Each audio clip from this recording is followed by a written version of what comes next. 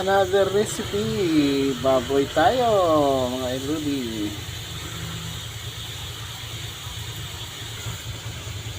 Lagyan natin ng bawang ang ating baboy. Maglagay din tayo ng paminta.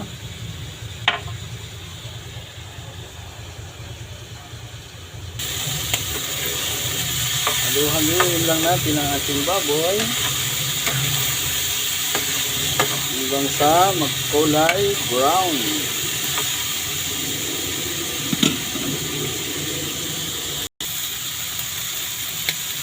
Lalagyan din natin ng gata, mga idol. Yung pangalawang tiga, palalambutin natin sa gata ang ating baboy.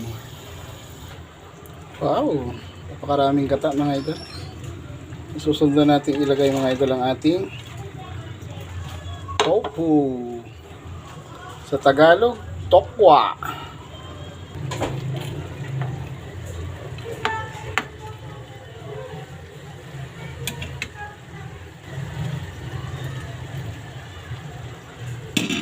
Malinamnam itong niluluto kong pork tofu. Pork tofu na may gata. Maglalagay tayo ng oyster sauce sa ating pork tofu. Maglagay din tayo ng toyo. Pork tofu sisig. Pork tofu sisig na may gata. Kakaiba. Mga ilang minuto pa to, mga idol. Luto na ang aking pork tofu sisig with gata. Maglalagay din tayo ng onion leaves. Maraming onions para mas lalong masarap ang ating pork tofu sisig with gata.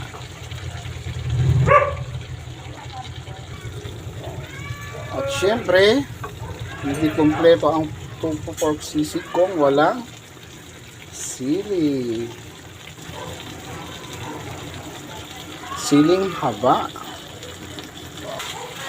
Wow! Hindi na po kailangan maglagay ng mayonnaise dahil mas masarap kapag gata. Nakito ilalagay na ito na ilalagay na. This is it, my pork tofu sisig na may gata.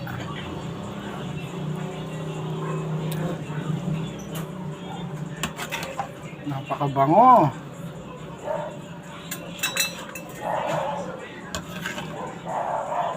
I-try nyo magluto ng mga ganito, idol. Napakasarap, promises.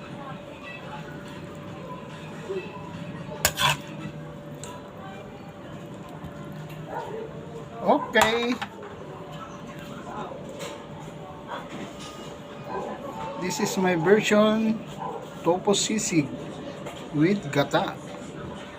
Bye-bye, mga idol.